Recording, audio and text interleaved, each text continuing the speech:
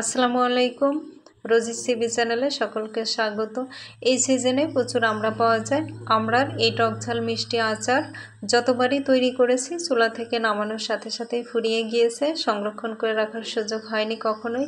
তো সেই রেসিপিটা আপনাদের সাথে শেয়ার করব। তো চলুন প্রসেসটা দেখে নেওয়া যাক।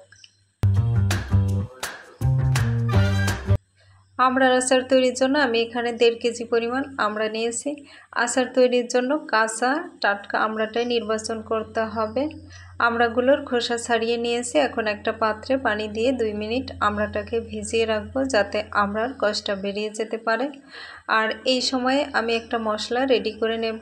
এজন্য 1 চা চামচ সরিষা, 4টা কাঁচা ঝাল, বড় সাইজের 4 কোয়া রসুন নিয়েছি। এই উপকরণগুলো একসাথে বেটে নেব। এই উপকরণগুলো একসাথে বেটে নিলে সরিষার যে তিতা ভাব থাকে সেটা চলে যাবে। 2 মিনিট পর আমি আমড়াটা ধুয়ে পানি থেকে তুলে নেব, আর এভাবে আমড়ার গায়ে লেগে থাকা পানিটা মুছে নেব। এখন একটা ছুরির সাহায্যে ছোট ছোট ফালি করে কেটে নেব। বটি দিয়ে এটা কিন্তু আরও সুন্দরভাবে কেটে নেওয়া যায়। আমি দেখানোর সুবিধার্থে ছুরি দিয়ে কেটে নিচ্ছি। কাজ করছি আর একটা বিষয় মনটাকে অনেক বেশি কষ্ট দিচ্ছে। আমাদের দেশের বন্যা পরিস্থিতি খুবই খারাপ। মহান আল্লাহ তাআলা আমাদেরকে যেন বিপদে ধৈর্য ধারণ করার তৌফিক দান করেন এবং বন্যা কবলিত মানুষদের হেফাজত করেন, সেই দোয়া আমরা সবাই করব। আর যার যার জায়গা থেকে তাদেরকে সামর্থ্য অনুযায়ী সহযোগিতা করব ইনশাআল্লাহ। তো এরই মাঝে সবগুলো কেটে নেওয়া হয়ে গিয়েছে। এখন দিয়ে দেব স্বাদমতো কিছুটা লবণ, দিয়ে দেব 1/2 চা চামচ মরিচের গুঁড়া। আরও 3টা পর্যায়ে ঝাল ব্যবহার করা হবে, তাই কম দিয়েছি। দিয়ে দেব পরিমাণ মতো হলুদ গুঁড়া। এবার সব কিছু হাত দিয়ে একবার ভালোভাবে মাখিয়ে নেব। আমার সব কিছু মাখানো হয়ে গিয়েছে। এখন আচারটা তৈরি করার পালা।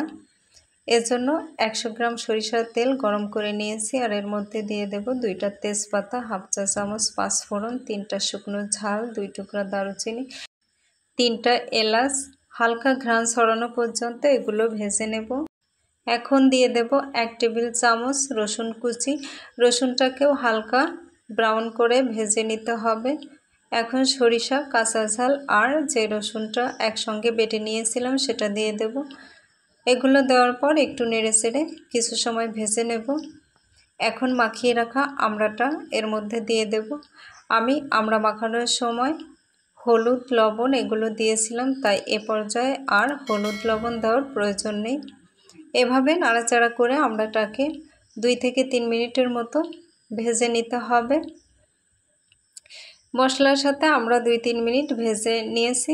এখন এর মধ্যে দিয়ে দেব 1/4 কাপ তেঁতুলের কাপ, দিয়ে দেব 1/2 কাপ চিনি, দিয়ে দেব 1/2 কাপ পানি। যারা একই রেসিপিতে চাটনি তৈরি করতে চান তারা এই পর্যায়ে আগে পানি দিয়ে আমড়াটাকে সেদ্ধ করে নেবেন এবং পরে তেঁতুলের কাদ ও চিনি অ্যাড করবেন। অনেকের প্রশ্ন থাকে যে কেন তেঁতুল দিয়ে টক বাড়ানো হয় আবার চিনি দিয়ে সেটা মিনিমাইজ করা হয়। আসলে আমড়া খুব বেশি টক না হওয়ার কারণে তেঁতুলটা ব্যবহার করা হয় এবং আমড়া ও তেঁতুল মিলে খুব সুন্দর একটা টেস্ট আর ফ্লেভার তৈরি হয়। কেউ চাইলে তেঁতুলটা স্কিপ করতে পারেন, তবে তেঁতুল দিয়ে একবার তৈরি করে দেখুন, বারবার তৈরি করতে চাইবেন। ঢাকনা দিয়ে 10 থেকে 15 মিনিটের মতো রান্না করে নিয়েছি। এবার ঢাকনাটা তুলে নিলাম। এবার পাঁচফোড়ন ভেজে গুঁড়া করে নিয়েছি, সেটা দিয়ে দেব 1 চা চামচ, দিয়ে দেব 1/2 চা চামচ চিলি ফ্লেক্স, এটা অপশনাল, দিয়ে দেব 1 চা চামচ বিট লবণ। সব কিছু একবার ভালোভাবে মিশিয়ে নেব। মিশিয়ে নেওয়া হয়ে গেলে এখন দিয়ে দেব 2 চা চামচ ভিনেগার। এটা আচারটা দীর্ঘদিন ভালো রাখবে। ঢাকনা দিয়ে পানি শুকানো পর্যন্ত রান্না করে নেব। পানি শুকানো পর্যন্ত রান্না করে নিয়েছি আর ঢাকনাটা তুলে নিয়েছি।